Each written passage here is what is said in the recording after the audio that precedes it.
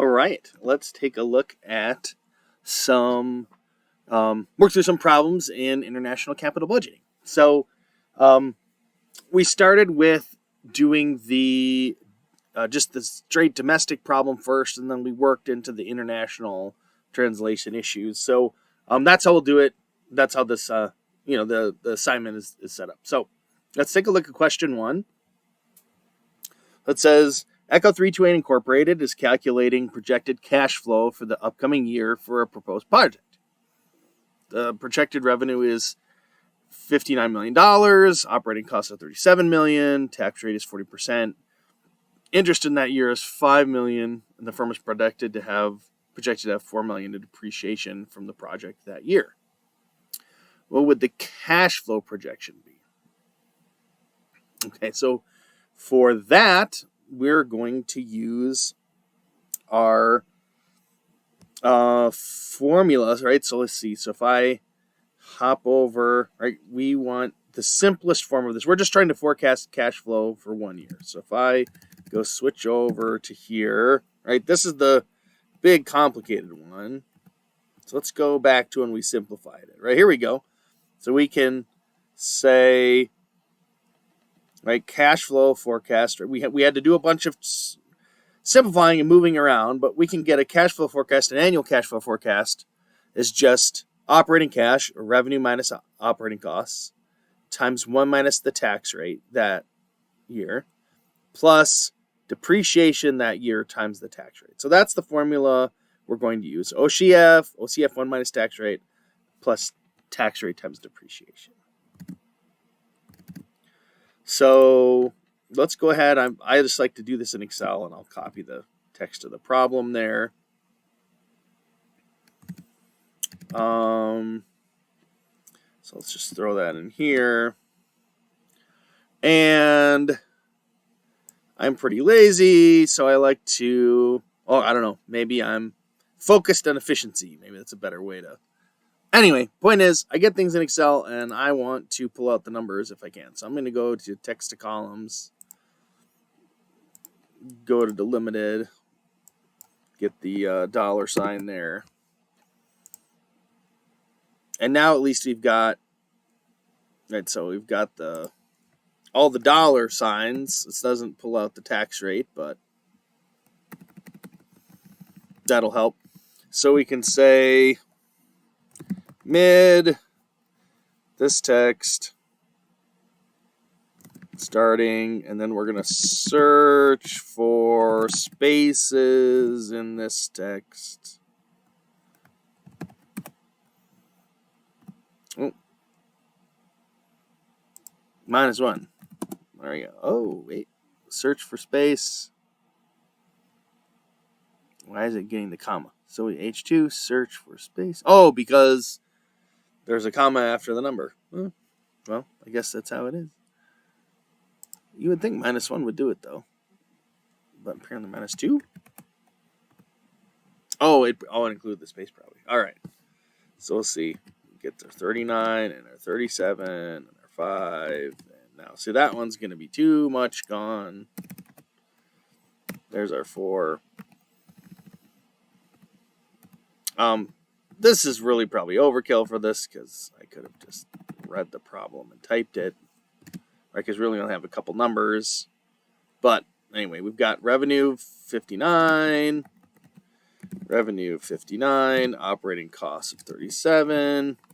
We've got interest of 5.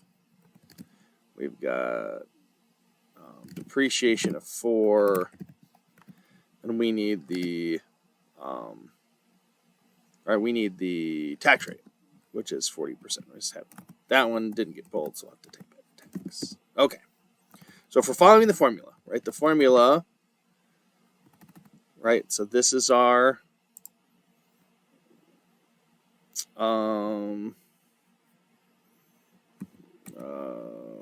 revenue cell,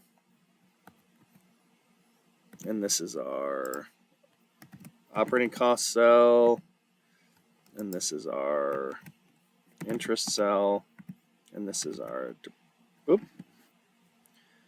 depreciation cell, And this is our tax. So I've just named all these numbers here, named all the numbers.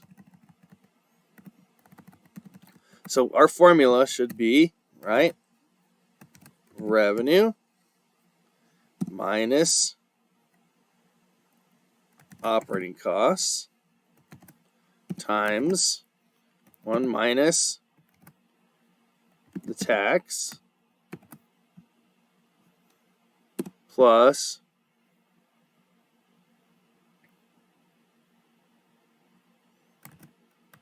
tax times depreciation. Right? So if we label ourselves, we can do it nicely like that. That doesn't always work because sometimes you have to copy and paste, but for now we're fine. We didn't use the interest. Is that okay? Yes, because if you remember from the lecture, the interest cancels itself out when you simplify.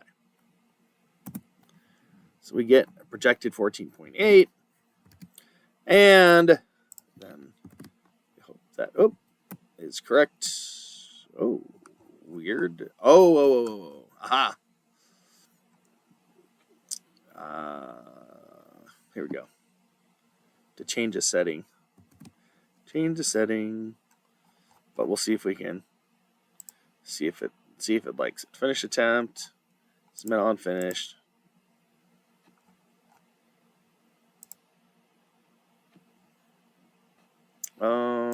Oh, my Chrome is frozen. Oops. That was exciting. Correct. So that's good. All right. I'm not going to feed this into ChatGPT. It's really kind of stops being helpful on this assignment. Maybe this problem would be okay, but when we get down to question, I mean, I fed question 6 into it, and it really was, it was not being helpful at all. So, I think we're to the point where maybe things are complicated enough that it can't quite hack it anymore. It's, there's little bits that it kind of understands, so that could be helpful. So anyway, let's go finish review. Wow. That is not a very responsive thing. Yeah, wow. Okay. Let me nuke Chrome from orbit here. Is that, yeah. All right, task manager. You're going to rue the day. This is a lot, not happening. All right. Bye.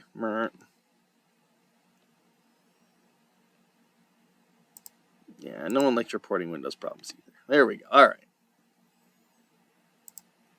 So we'll bring it back. We'll bring it back.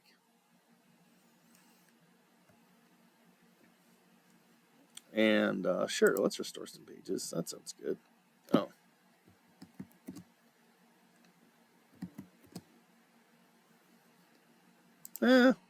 Interesting. All right.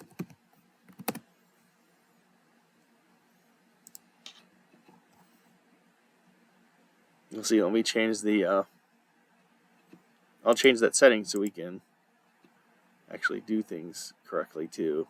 Question behavior, adaptive mode, no penalties. All right. Let's see if this is a little bit peppier.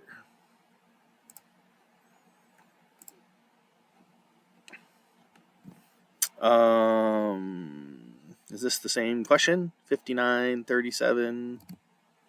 Oops. All right, back to here. 5937. 5, 4, 40%. So 14.8. See if we. Okay, great. Awesome. So now we can do question 2. All right. Now we're doing the contribution of the depreciation tax shield. So we know that depreciation, right? So it's expected to run.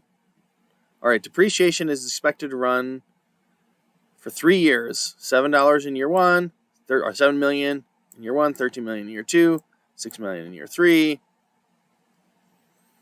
And so we need that contribution each year. So I'm going to go ahead and do the thing again. I don't know. I mean, I know this is a little silly, but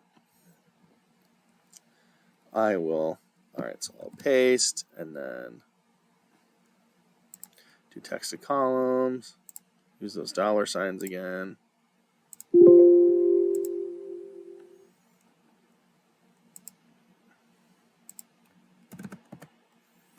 So 7 in year 1, 13 in year 2, 6 in year 3. The interest rate in year 1 is 4. All right. Assume a cost of capital of 9%. So let's get that down, 9%. And let's see. Yeah, anything else? Okay, we've got depreciation of 7 in year 1, 13 in year 2, 6 in year 3, tax rate of 39%. Okay, whoops. So tax rate of 39%. And then this will be weighted average cost of capital of, 9%.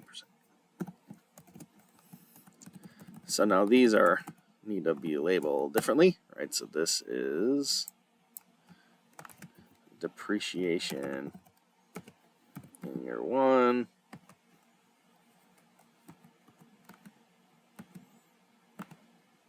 But, I mean, okay, it's not really helpful to name the individual cells, though, in this case, because we want to be able to drag it. And then this was interest tax whack. Okay.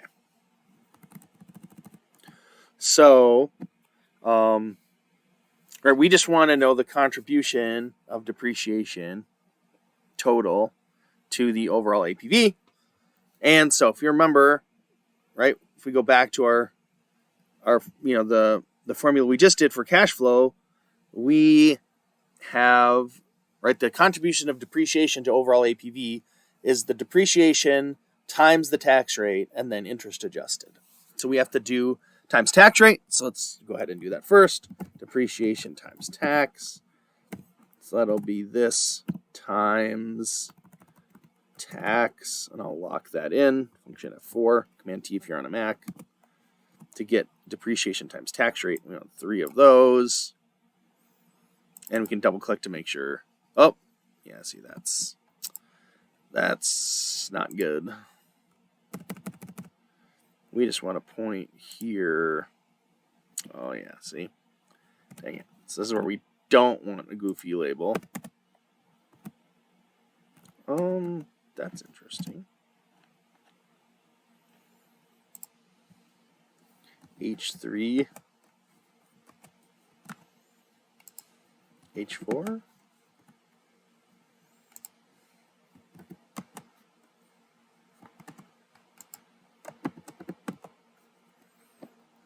Guess we need to delete this from the namespace. Or we could just copy. Let's just copy all the numbers here.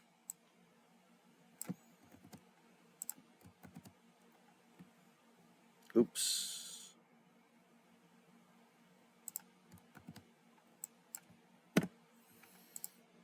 All right. And then this is equal to that.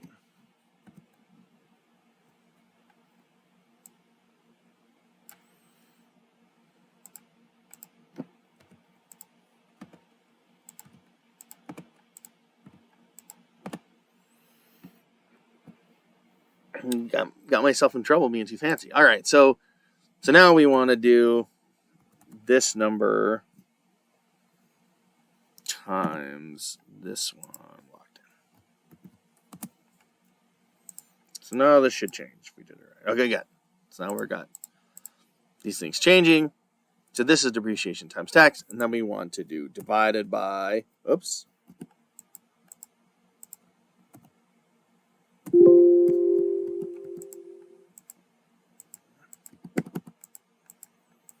All right.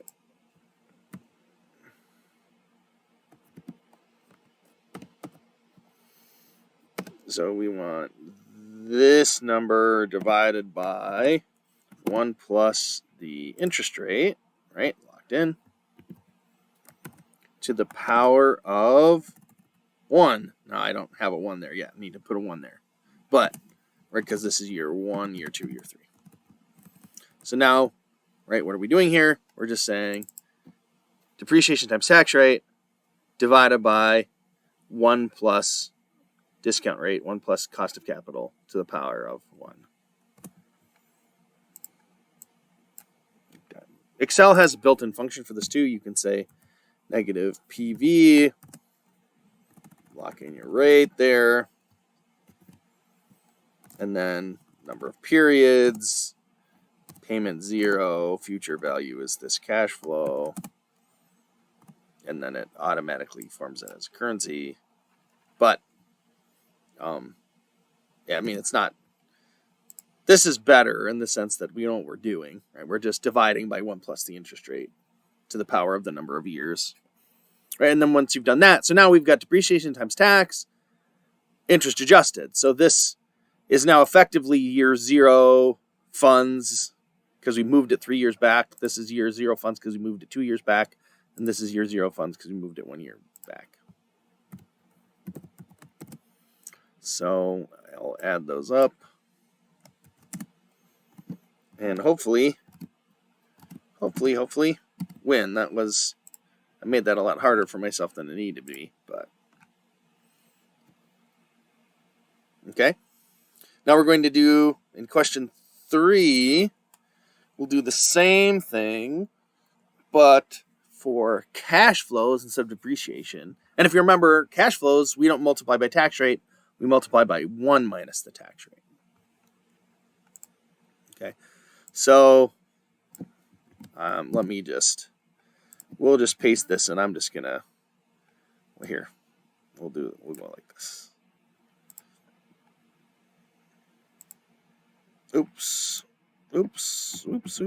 man, always getting into trouble. All right, so let's merge and center first, then let's wrap text, then we'll paste it. Okay, so now we can write some stuff.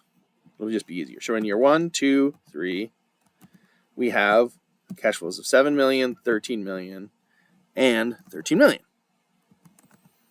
All right, we've got a tax rate of 36%, and we have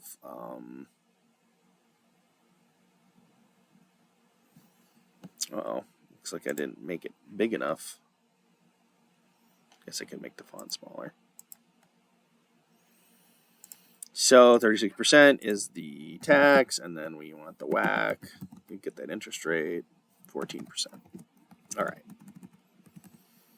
So we're doing basically the exact same thing. So let's go ahead and, so if I copy these, right?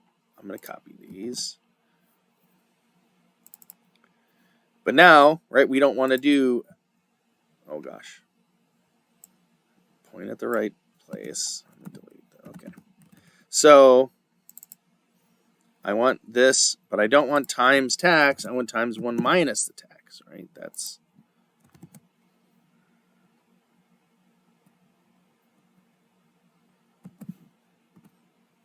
how operating cash flows work. Okay. Now we should be able to, the interest adjustment cells, we should be able to paste. Let's see if those, oh yeah, but, gotta use the right. Weighted average cost of capital. Okay. Is this all good? Right, okay. So, right, so we take this, and it's our cash flow times 1 minus tax rate divided by 1 plus the WACC to the power of 1. And this is 1 plus WACC to the power of 2. So you can see, right, this is not that, a small, this is like a 14% difference, and this is more like a 50% difference, right? 45. So yeah, so we have, right, so this is cash flow times 1 minus tax, right, and then this is divided by interest. Yeah, 1 plus interest. 1 plus WACC. So these are now your zero money, so we can add them up, right? Sum. I just want to add these things. Plus this, plus that. 1594. So we'll see. We'll see if we got it. Correct. Okay. Question 4 is about terminal value. So we've got some stuff, but this one actually goes pretty quick because terminal value is just one number. So I've got $10 in year 3. So I'm just going to go ahead and write this one, right? I've got 10 in year 3. We don't want to adjust it for taxes because that should already be baked into that number. So yeah, we just have to interest adjust it. We've got a cost of capital of 15%. And so it should be 10 divided by 1 plus 15% to the power of 3. Let's see if... Right, so that one's pretty quick. Right, and again, that's just that third piece, right? When we're doing domestic projects, there's 3 pieces that go into APV. The set of cash flows, interest and tax adjusted, the set of depreciation, interest and tax, the set of operating cash flows, interest and tax adjusted, the set of depreciation, interest and tax adjusted, and then the terminal value, interest adjusted. Then you would add those 3. All right, so that's the domestic stuff. So that gets us up to speed to thinking about APV in a domestic situation. So now let's think about it internationally. So that means we're going to add in some currency. So I'm going to go ahead and grab this now, copy. And I'm going to do the thing, because this is a lot of numbers, so I don't want to have to type all these numbers. So I'm going to go to data, text to columns, delimited, and instead of using dollars, I'm going to use yen now because that's what we got. All right, and then let me get that search thing going, right? So, okay, mid. So we want the portion of the cell starting in on, searching for spaces in here. Right, and we can, keep going, I guess. So, all right, so dynamic 202 is calculating the contribution of operating cash to APV for a project in Japan.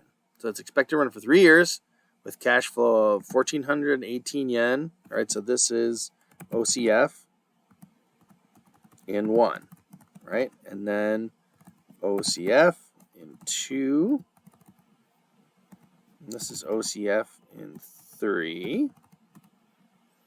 The indirect exchange rate is expected to be 144 next year. So this is the spot exchange rate in year 1, and then spot, right, 146 in year 2, and the spot exchange rate in year 3. The firm's tax rate is 29%. That one didn't get parsed out, so I have to write that. 29% is tax. The interest is that the year is this, INT. And the firm is projected to have $6 million in depreciation in the following year. We don't actually care about that because we're just focused on operating cash flow for this problem. We've got the cost of capital of 16%.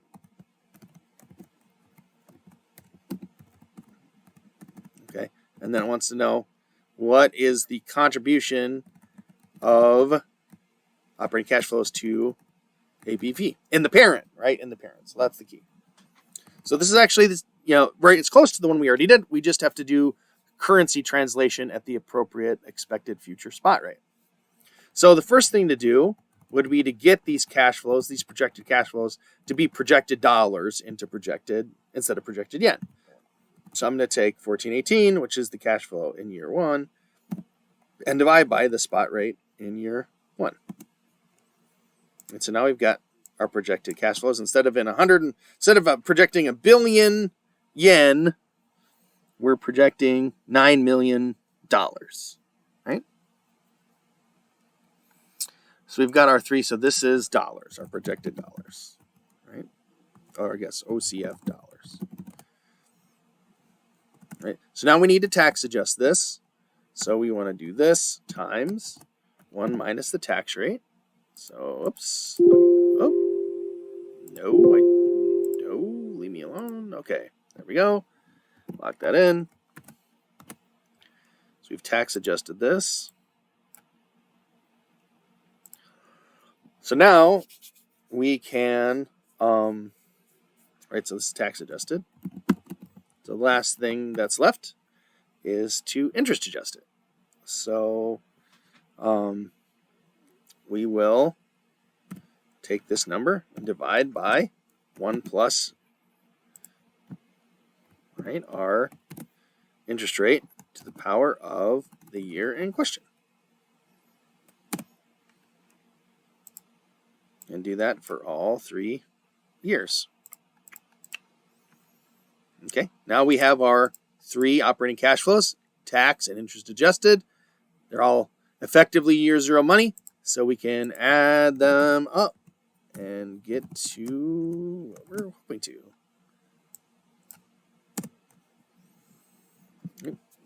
16.033. Let's see. See if victory is ours. Correct.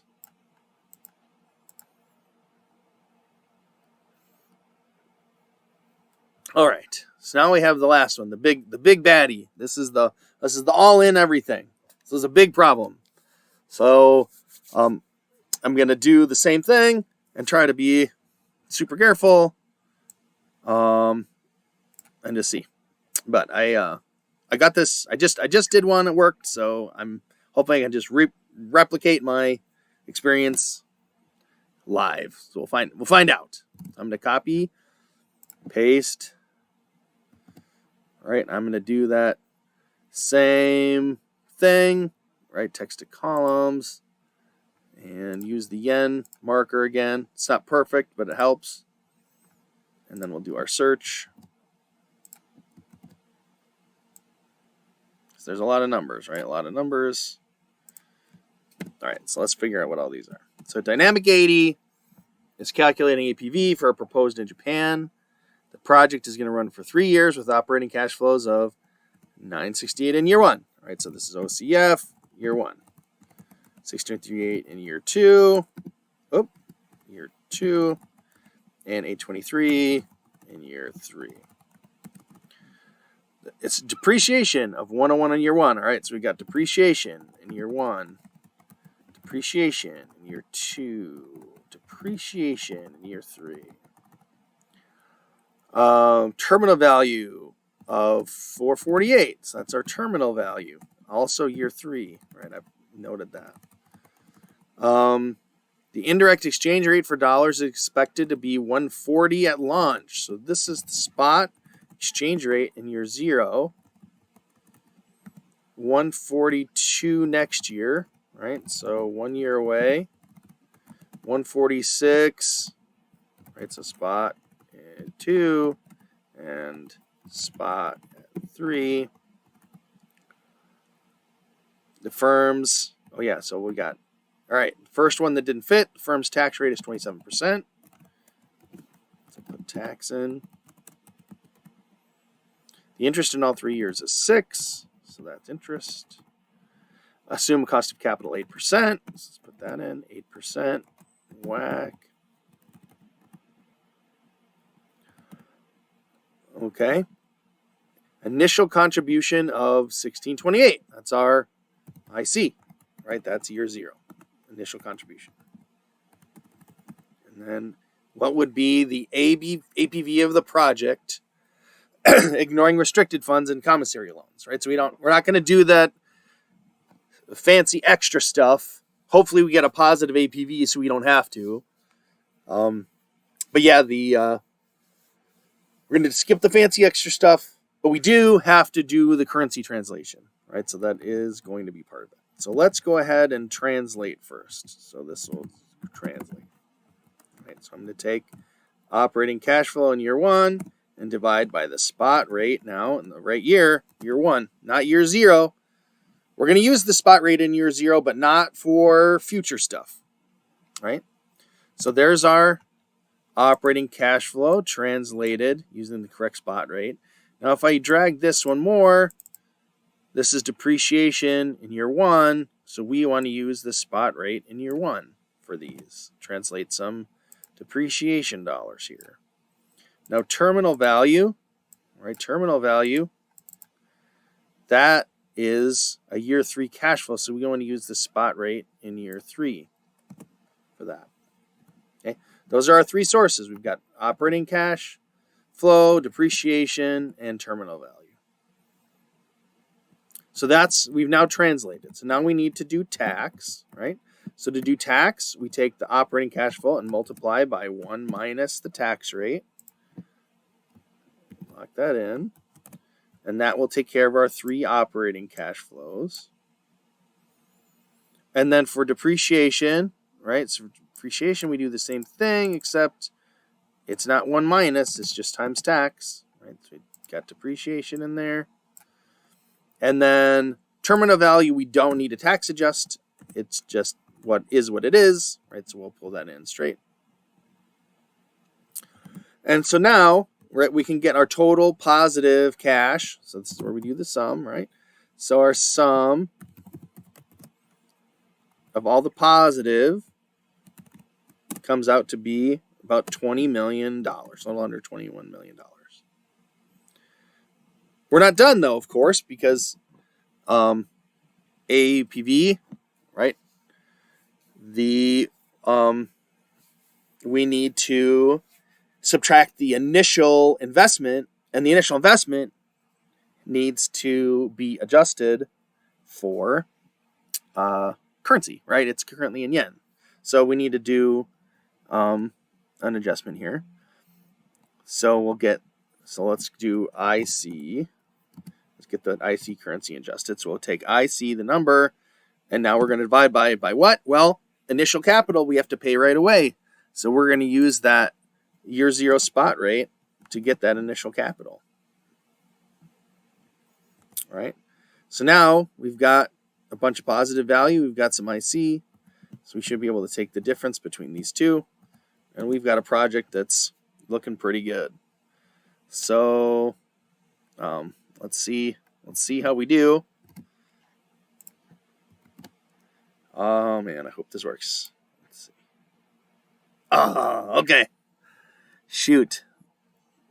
27%, 8% interest. 101, 142, and 84. 101, 142, 84. 448 in terminal. 448 in terminal after tax. And all right.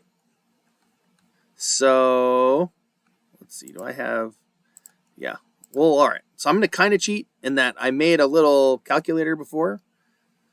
So I'm just going to copy this problem into my calculator and see if I get a different answer, and then we can troubleshoot why. So I go to my book 1 here. Oh, where did that go? Is it here? Yeah, here we go. And then data, text to columns, delimited, get the yen in there. All right, and then we want to get the correct 27 and 8. All right, so 27 and 8 is in there.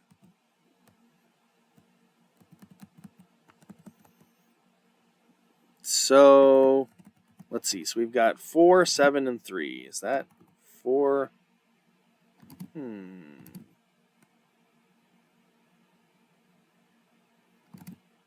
Oh, and that's okay. That's with interest adjusting.